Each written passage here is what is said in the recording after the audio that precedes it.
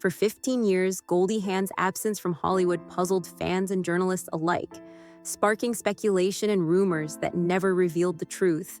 Then on the Oscar stage this past March, Goldie shared the real reason with a quiet yet profound five-word confession. I had to save my life. It was not a line from a film nor a scripted moment. It was a genuine statement of survival and reclaiming control over her life in an industry that often demanded conformity.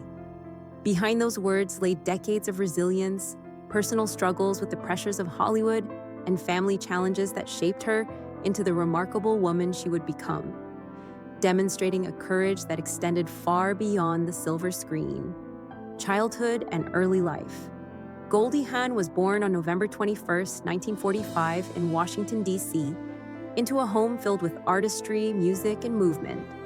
Her father, Edward Rutland Hawn, was a talented band musician and descendant of one of the youngest signers of the Declaration of Independence, while her mother, Laura Steinhoff, infused elegance and grace into every corner of their household.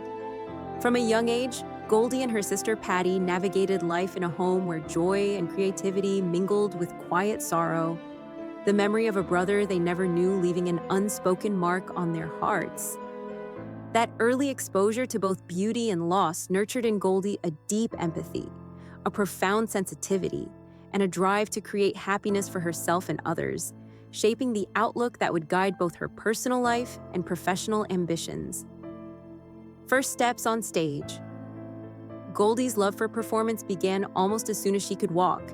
She danced in her mother's ballet and tap studio from the age of 3, learning to express herself through movement before she could even fully articulate her thoughts.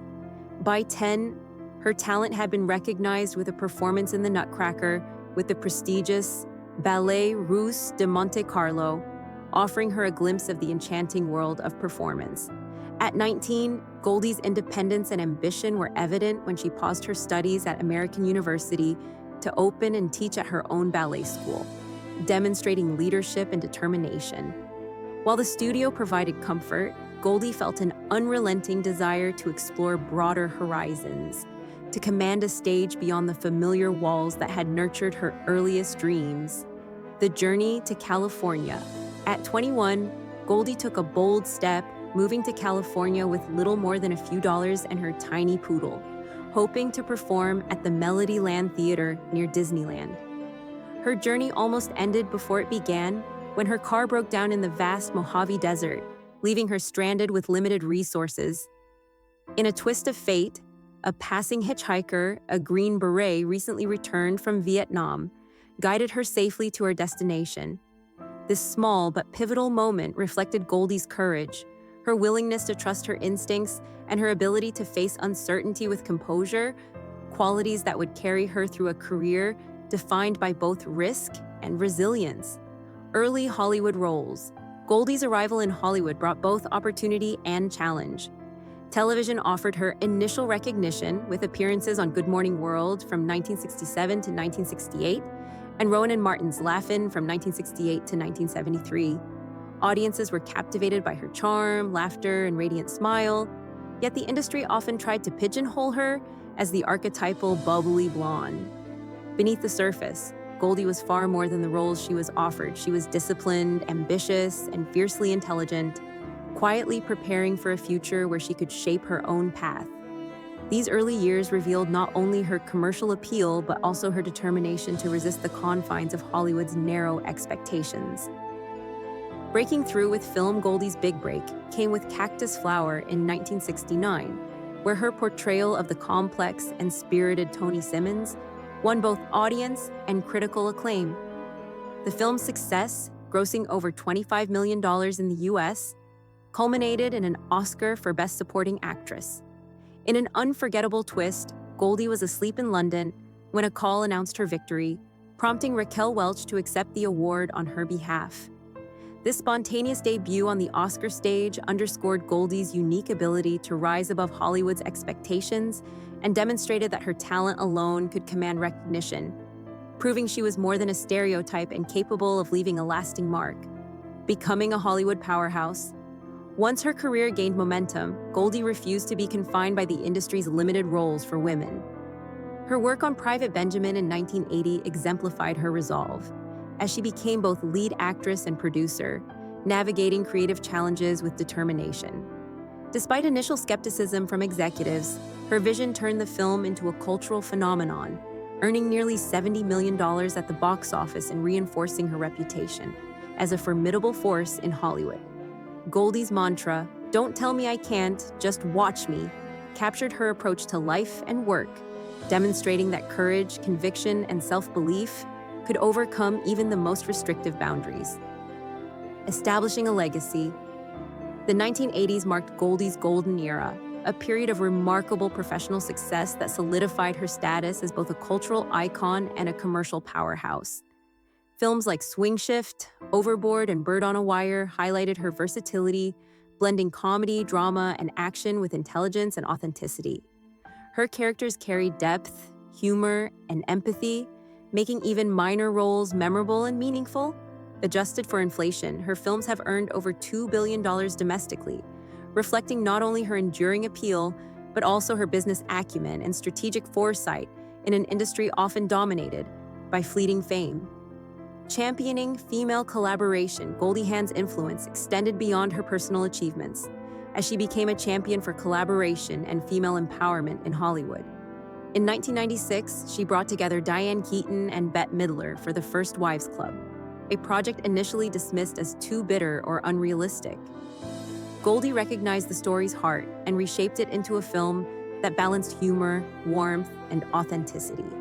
She fostered a commitment to mutual respect among the stars, ensuring no one overshadowed another. And the result was a massive success, grossing $181 million worldwide. This project reflected not only Goldie's creative insight, but also her dedication to building supportive professional communities in a competitive industry. Personal trials and family life. Amid her professional triumphs, Goldie navigated complex personal experiences, including 2 marriages that tested her resilience. Her first marriage to Gus Traunis began with shared artistic ambition, but gradually ended under the strain of divergent careers.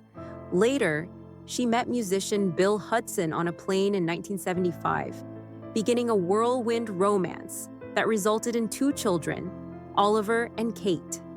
Their relationship, like many in Hollywood, faced challenges, but Goldie's focus remained steadfast on her family and personal growth. These experiences reflected her belief that love, even when tested, could coexist with independence, ambition, and self-respect. A new love and the 15-year connection. Goldie's longest-lasting personal relationship began with Kurt Russell, whom she first met in 1968 on a film set.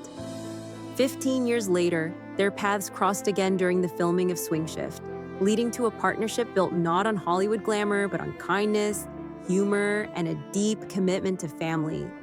Their first date, a lighthearted misadventure involving an accidental break-in, captured the spontaneity and joy that would define their relationship. Together, they built a family that blended children from previous relationships with their own, cultivating a home rooted in love, trust, and mutual respect rather than formal contracts. The unsigned contract. Goldie and Kurt chose never to marry, a decision that surprised many but reflected their philosophy. Love is active, chosen every day, and not dependent on external validation. Each Valentine's Day became a private celebration of their partnership, reinforcing their enduring commitment. Their household was a lively constellation of children: Oliver, Kate, Boston, and Wyatt, where love, laughter, and mutual support defined daily life. Goldie's ability to nurture family relationships while maintaining her individuality exemplified the balance of strength and tenderness that has marked her personal journey. Legacy and enduring influence. Goldie Hawn's life is a testament to resilience, brilliance, and self-respect.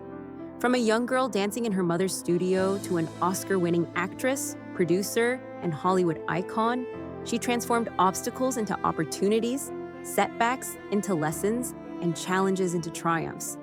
Her influence extends beyond box office records, reaching into the realms of family, collaboration, and ethical leadership in a highly competitive industry. Through her artistry, her choices, and her example, Goldie reminds us that authenticity, empathy, and the courage to live intentionally are the true measures of a remarkable life, leaving a legacy that will continue to inspire generations to come.